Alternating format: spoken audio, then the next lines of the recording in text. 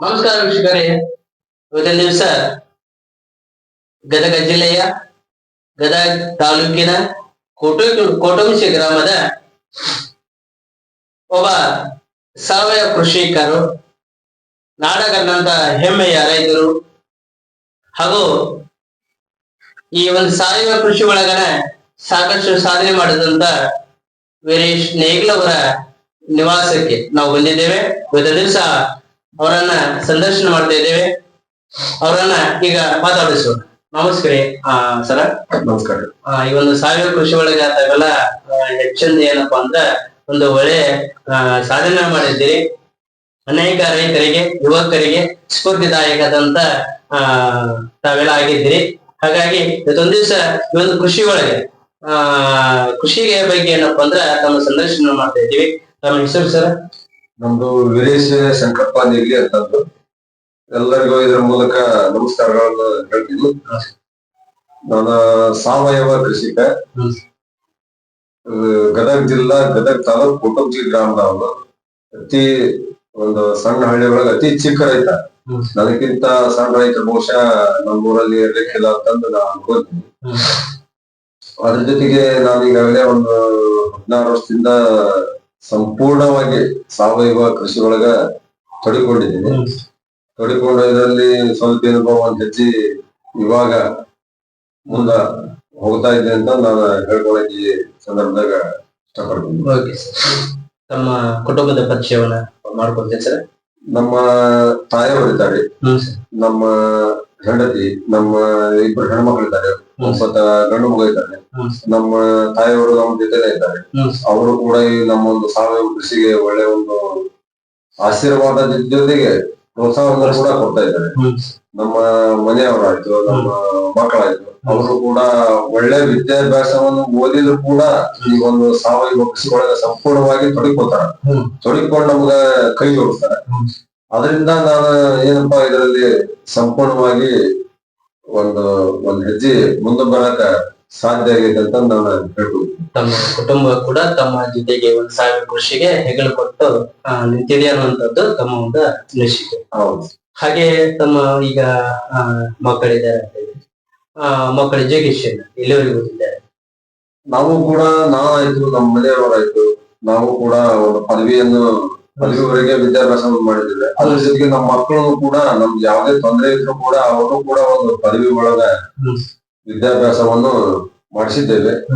ಅವರು ಕೂಡ ಒಳ್ಳೆ ಒಂದು ಏನಪ್ಪಾ ವಿದ್ಯಾಭ್ಯಾಸ ಮಾಡಿಕೊಂಡು ಈಗ ತಮ್ಮ ಒಂದು ಜವಾಬ್ದಾರಿ ಇದಕ್ಕಾಗಲೇ ಹಂತಕ್ಕೆ ಬಂದಿದ್ದಾರೆ ಆಗಲೇ ಅಂತಂದು ನಾನು ಈ ಸಂದರ್ಭದಾಗ ಹೇಳ್ತೀನಿ. ತಮ್ಮ ಮಕ್ಕಳು ಕೂಡ ತಾವು ಒಳ್ಳೆ ಎಜುಕೇಶನ್ ಕೊಡಿಸಿದ್ದೇವೆ. ಅವರು ಕೂಡ ಏನಪ್ಪ ಅಂದ್ರೆ ವಿದ್ಯಾಭ್ಯಾಸದಲ್ಲಿ ಒಂದು ನಿರತರಾಗ್ಯಾರ. ಈ ಒಂದು ಸಾವಯವ ಕೃಷಿನ ನಿಮ್ಮಿಂದ ನಿಮ್ಮ ಮಕ್ಕಳ ಮುಂದುವರಿಸ್ಕೊಂಡು ಹೋಗ್ತಾರ ಅಥವಾ ಮುಂದೆ ಏನಾಗ್ಲಿಕ್ಕೆ ಬಯಸ್ತಾರ ಅಂತದ್ದು ತಮ್ಮ ಹೇಳ್ಬೇಕು. ಇಲ್ಲ, ಅವರು ಕೂಡ ಏನೋ ಇದ್ರ ಬಗ್ಗೆ ಸಾಕಷ್ಟು ಆಸಕ್ತಿ ಇದೆ. ಅವ್ರಿಗೆ, ನಮ್ಮ ಮಕ್ಕಳಿಗೆ ಸಾಕಷ್ಟು ಆಸಕ್ತಿ ಇದೆ, ನಮ್ಮ ಮನೆಯವ್ರಿಗೆ ಆಸಕ್ತಿ ಇದೆ. ಅವರು ಕೂಡ ಇಲ್ಲಿಗೆ ನಿಲ್ಸೋದಿಲ್ಲ. ನಮ್ಮ ಮಗನು ಕೂಡ ಸಣ್ಣವಿದ್ರು ಇದರಲ್ಲಿ ಏನಪ್ಪಾ ಕೃಷಿ ಮೇಳದಲ್ಲಿ ಹೋಗಿರ್ತಾರಲ್ಲ, ಹೋದಾಗ ನಾವು ಕರ್ಕೊಂಡು ಹೋಗಿರ್ತೀನಿ. ಇದ್ರ ಬಗ್ಗೆ ಸ್ವಲ್ಪ ಅರಿವು ಮೂಡ್ಲಿ ಅನ್ನೋದಕ್ಕ ಅದನ್ನ ನನ್ನ ಜೊತೆಗೆ ಕರ್ಕೊಂಡು ಹೋಗಿರ್ತೀನಿ. ಹೋದಾಗ ಏನಪ್ಪಾ ನಾವೆಲ್ಲೋ ಹೊರಗೆ ಸ್ವಲ್ಪ ನಮ್ಮ ವಿಜ್ಞಾನಿಗಳು ಅವ್ರು ಬಂದಾಗ ಅವ್ರು ಕೂಡ ಚರ್ಚೆ ಮಾಡೋ ಹೊತ್ತಾಗ ರೈತರಿಗೆ ಯಾರಿಗೂ ಕೂಡ ಈಗ ಅಲ್ಲೇ ಇದ್ರ ಬಗ್ಗೆ ಮಾಹಿತಿ ಕೊಡಕ ಒಂದು ಸಫಲ ಆಗಿದ್ದಾರೆ. ಅದು ಒಂದು ನನಗೆ ಒಳ್ಳೆ ಸಂತೋಷ. ಈಗ ನೀವು ಕೂಡ ನಿಮ್ಮ ಮಗನಿಗೆ ಈಗಿನಿಂದಲೇ ಅದ್ರ ಬಗ್ಗೆ ತರಬೇತಿಯನ್ನ ಕೊಡ್ತಾ ಇದ್ದೀರಿ ಅನ್ನುವಂಥದ್ದು ಹೇಳಿ. ಆತನು ಕೂಡ ಎಷ್ಟನೇ ಕ್ಲಾಸ್ ಓದ್ತಾ ಇದ್ದಾನೆ ಸರ್? ಇವಾಗ 5ನೇ ಕ್ಲಾಸ್ ಓದ್ತಾ ಇದ್ದಾನೆ. 5ನೇ ಕ್ಲಾಸ್ ಓದ್ತಾ ಇದ್ದಾನೆ. ಅದನ್ನ ಹೆಸರೇ ಸುಪ್ರೀತ್ ಅಂತ. ಸುಪ್ರೀತ್ ಅಂತ. ಈಗ ಹೆಣ್ಮಕ್ಳ ಹೆಸರು ಸರ್? ಸಹನಾ, ಸ್ನೇಹ ಅಂತ.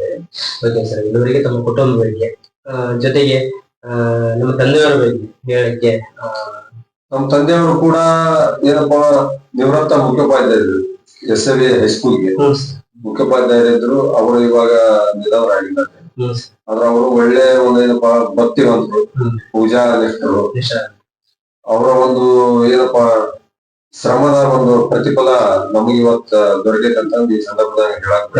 ಯಾಕಂದ್ರೆ ಅವರು ಸಾಕಷ್ಟು ನಮ್ಮ ಹಿರಿಯರು ಕೂಡ ನಮ್ಮ ಒಂದು ಕುಟುಂಬದ ಇದ್ರ ಬಗ್ಗೆ ಹೇಳ್ಬೇಕಂದ್ರ ನಮ್ಮ ಅಜ್ಜವ್ರು ನಮ್ಮ ತಂದೆಯವರು ಅವ್ರು 8-10 ಕಟ್ ಅವಾಗೆಲ್ಲ ಕೃಷಿ ಮಾಡ್ಯಾವಾಗ ಯಾಕಂದ್ರ ನೋಡ್ರಿ ನಮ್ಮ ನೇಗಿಲಿ ಅಂತ ಸುಮ್ಮನೆ ಹಾಗೆ ನಮ್ಗ ಅಡ್ರೆಸ್ ಬಂದಿಲ್ಲ ನೋಡ್ರಿ. ಅವಾಗ ನಮ್ಮ ಅಜ್ಜವ್ರು ಹೊಲದೊಳಗ 8-10 ಕಟ್ ನೇಗಲ ಹೊಡೆಯೋದಿಲ್ಲ.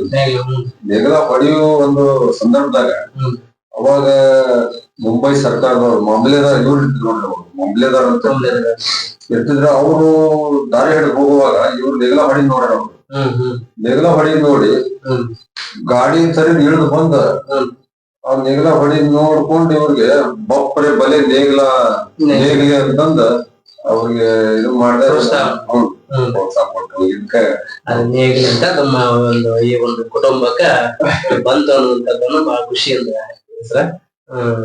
ಹೌದು, ಈ ಒಂದು ನೇಗಿಲಿ ಅನ್ನುವಂಥದ್ದು ತಮ್ಮ ಈಗಿನಿಂದ ಅದು ಬಂದಂತಲ್ಲ, ಹಿಂದಿನಿಂದ ಅದು ಬ್ರಿಟಿಷ್ ಕಾಲದಿಂದ ಕೂಡ ಮಾಮಲೆದಾರ್ ಕುಟುಂಬಕ್ಕೆ ಒಂದು ಪ್ರೋತ್ಸಾಹದಾಯಕವಾದ ಹೆಸರಿಟ್ಟಬೇಕಾದ ಬಂತು ಅನ್ನುವಂಥದ್ದು ಒಂದು ಖುಷಿ ವಿಚಾರ.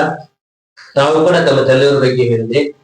ತಂದೆಯವರ SIV ಹೈಸ್ಕೂಲ್ ಏನೋ ಮುಖ್ಯೋಪಾಧ್ಯಾಯರಾಗಿ ಕಾರ್ಯನಿರ್ವಹಿಸಿದಾರ ಅಂತೇಳಿ ಇವತ್ತೊಂದ್ ದಿವಸ ಅವರ ಶಿಷ್ಯಂದ್ರು ಕೂಡ ಇವತ್ತು ಒಳ್ಳೆ ಮಟ್ಟದೊಳಗೆ ಒಂದು ಒಳ್ಳೆ ವೃತ್ತಿ ಒಳಗೆ ಅದಾರ ಅನ್ನುವಂಥದ್ದನ್ನು ಕೂಡ ತಮ್ಮ ಅಪ್ಪಾಜಿಯವರ ಒಂದು ಗ್ರಂಥವನ್ನ ನಾವು ಓದಿದಾಗ ತಿಳ್ಕೊಂಡಿದ್ವಿ.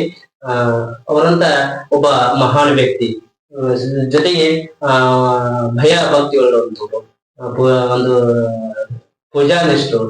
ಅವರ ಇವತ್ತು ಅವರ ಹೃದಯ ಒಂದು ಪೂಜಾ ಭಾವನೆಯಿಂದ ಅವರು ನೆನೆದುಕೊಂಡು ಈಗ ಇವತ್ತು ಅವರ ಆಶೀರ್ವಾದದಿಂದ ಇಷ್ಟೆಲ್ಲ ನೀವು ಒಂದು ಸಾವಯವ ಕೃಷಿ ಒಳಗೆ ನಾವು ಮುಂದುವರಿತಾ ಇದ್ರಿ. ಹೀಗೆ ಇವತ್ತು ನಾವು ಒಂದು ಕಾನ್ಸೆಪ್ಟ್ ಏನ್ ಬರ್ತೀವಿ ಅಂತಂದ್ರೆ ಸಾವಯವ ಕೃಷಿ ಅನ್ನುವಂಥದ್ದು. ಇವತ್ತ ಸಾಕಷ್ಟು ಜನ ಏನಪ್ಪಾ ಅಂದ್ರೆ ಈ ರಾಸಾಯನಿಕ ಔಷಧಿಗಳನ್ನ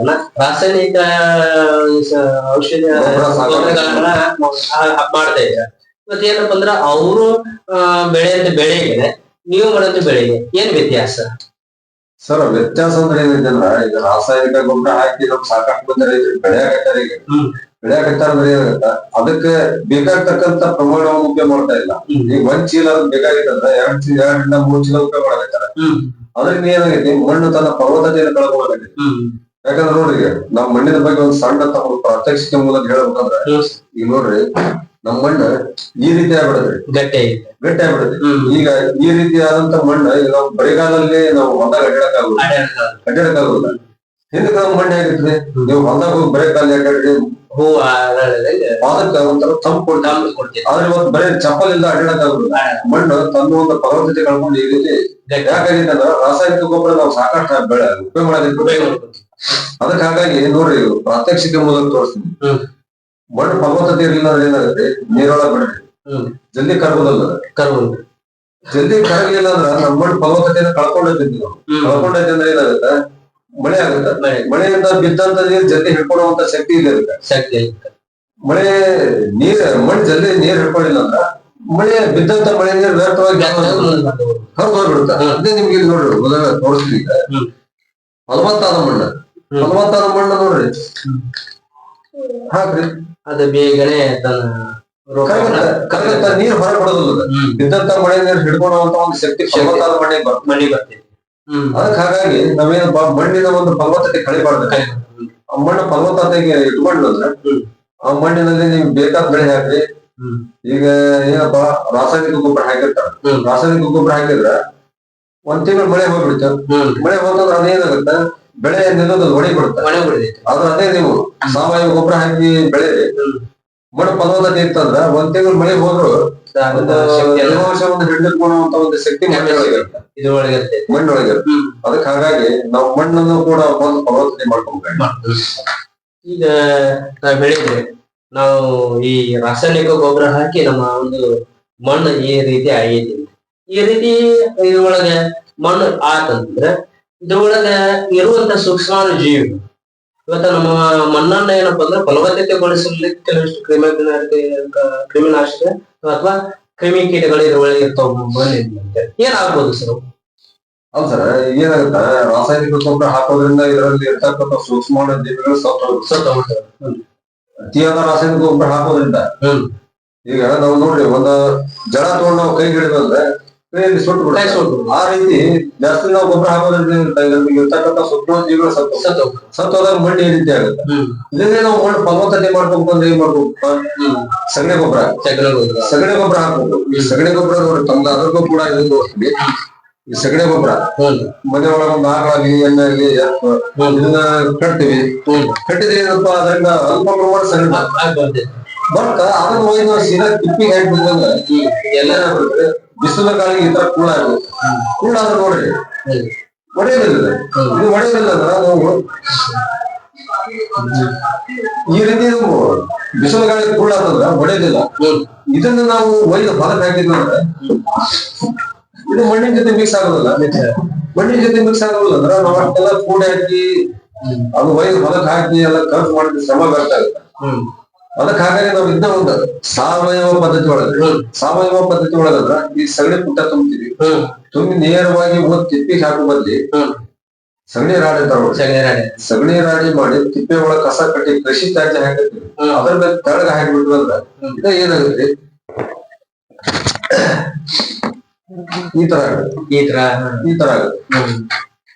ಈ ತರ ಆತಂದ್ರೆ ಹೂವಾದಾಗ ಬೆಳೆ ಕೂಡ ಇದ್ರೊಳಗೆ ಇದನ್ನ ನಾವು ಬಿತ್ತನೆ ಮಾಡುವಾಗ ಕೂರ್ಗೆ ಮುಖಾಂತರ ಭೂಮಿ ಕೊಟ್ಟು ಅಂದ್ರೆ ನೇರವಾಗಿ ಮಣ್ಣೊಳಗೆ ಹೋಗ್ಬಿಡ್ತಾರೆ. ಇದ್ರಾಗಲ್ಲಿ ಇರ್ತಕ್ಕಂಥ ಸೂಕ್ಷ್ಮ ಜೀವಿಗಳು ಯಾವ ಸಾಯೋದಿಲ್ಲ, ಮಣ್ಣೊಳಗೆ ಹೋಗ್ಬಿಡ್ತಾವೆ. ನಾವು ಯಾವುದೇ ಅದರಲ್ಲಿ ಬೀಜ ಬಿತ್ತಿ ಒಳ್ಳೆ ಬೆಳೆ ಸದೃಢವಾಗಿ ಅದಕ್ಕೆ ಅದ್ರ ಜೊತೆಗೆ ನೋಡ್ರಿ ಈಗ ಮಣ್ಣಾಯ್ತು ಗೊಬ್ಬರ ಆಯ್ತು. ಈಗ ಬೀಜ ಬಿತ್ತನೆ ಮಾಡ್ತೀವಿ. ಬೀಜ ಬಿತ್ತನೆ ಮಾಡುವಾಗ ಈಗ ನಾವೇನ್ ಮಾಡ್ತೀವಪ್ಪ ಹೊರಗ ಅಂಗಡಿ ಒಳಗ ಬೀಜೋಪಚಾರ ಮಾಡಕ್ ಏನೋ ಯಾವ್ದೋ ಔಷಧ ತಂದ್ಬಿಡ್ತೀವಿ, ಬೀಜೋಪಚಾರ ಮಾಡ್ತೀವಿ. ಅದ್ರ ಬಗ್ಗೆ ದೇಸಿ ಆಕಳ ಗೋಮೂತ್ರ ಈ ರೀತಿ ನಾವು ಸಂಗ್ರಹ ಮಾಡಿಡ್ಬೇಕು. ಸಂಗ್ರಹ ಮಾಡಿಟ್ಟು ಅವನ್ನ ಬೀಜೋಪಚಾರ ಅಂದ್ರೆ ಯಾವ್ದೇ ಬೀಜ ಇಲ್ಲ ಸಂಪೂರ್ಣವಾಗಿ ತೊಯಿಸ್ಬೇಕು. ಬೀಜ ಸಂಪೂರ್ಣವಾಗಿ ತೊಯಿಸಿ ನೆರಳೊಳಗ ಹಾಕ್ತಾರೆ. ಹಾಕಿ ಅವನ್ನ ಅಂತ ಬೀಜ ಬಿತ್ತನೆ ಮಾಡಿದಂದ್ರೆ ಮೊಳಕೆ ಪ್ರಮಾಣ ಜಾಸ್ತಿ ಬರ್ತದೆ ಬೀಜೋಪಚಾರ ಮಾಡಿದ್ರೆ. ಅದ್ರ ಜೊತೆಗೆ ಬೇರೆ ಭೂಮಿ ಒಳಗೆ ಸದೃಢವಾಗಿ ಬಿಡ್ತಾವೆ. ಭೂಮಿ ಒಳಗೆ ಸದೃಢವಾಗಿ ಬೇರ್ ಬಿಡ್ತಾವೆ. ಬೇರ್ ಬಿಟ್ಟಾಗ ಏನಾಗುತ್ತ ಯಾವ್ದೇ ಬೆಳೆ ಇಲ್ಲ ಸದೃಢವಾಗಿ ನಿಲ್ಲುತ್ತ. ಈ ಬೀಜೋಪಚಾರ ಮಾಡೋದ್ರಿಂದ 1 ತಿಂಗಳವರೆಗೆ ಯಾವ್ದೇ ರೋಗ ಬಂದು ತಡ್ಕೊಳ್ಳುವಂತ ಒಂದು ಶಕ್ತಿ ಬೆಳೆಗೆ ಬರ್ತದೆ. ಅದಕ್ಕಿಂತವೆಲ್ಲ ನಾವು ಮಾಡ್ಕೊಂಡೋದ್ರೆ ರೈತರು ಒಂದು ಸ್ವಲ್ಪ ಆರ್ಥಿಕವಾಗಿ ಖರ್ಚು ಕಡಿಮೆ ಮಾಡ್ಕೊಳ್ಳೋ ಸಾಧ್ಯತೆ ಆಗುತ್ತೆ.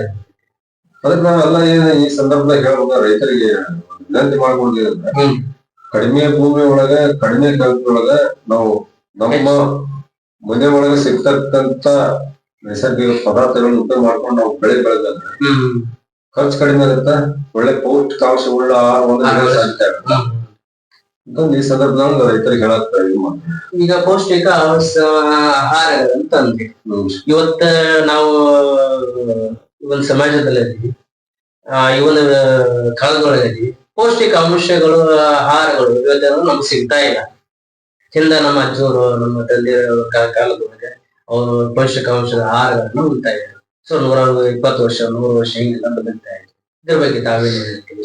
ಈಗ ನೋಡ್ರಿ ಏನಾಗ್ಬಿಟ್ಟವಂದ್ರ ಪೌಷ್ಟಿಕಾಂಶ ಇರ್ತಕ್ಕಂತ ಆಹಾರ ಯಾಕೆ ಕಡಿಮೆ ಅಂದ್ರೆ ಅತಿ ಕಡಿಮೆ ಅವಧಿ ಒಳಗ ಬೆಳೆಯುವಂತ ಹೈಬ್ರಿಡ್ ತಳಿ ಬೆಳೆಯಬೇಕು ನಾವು.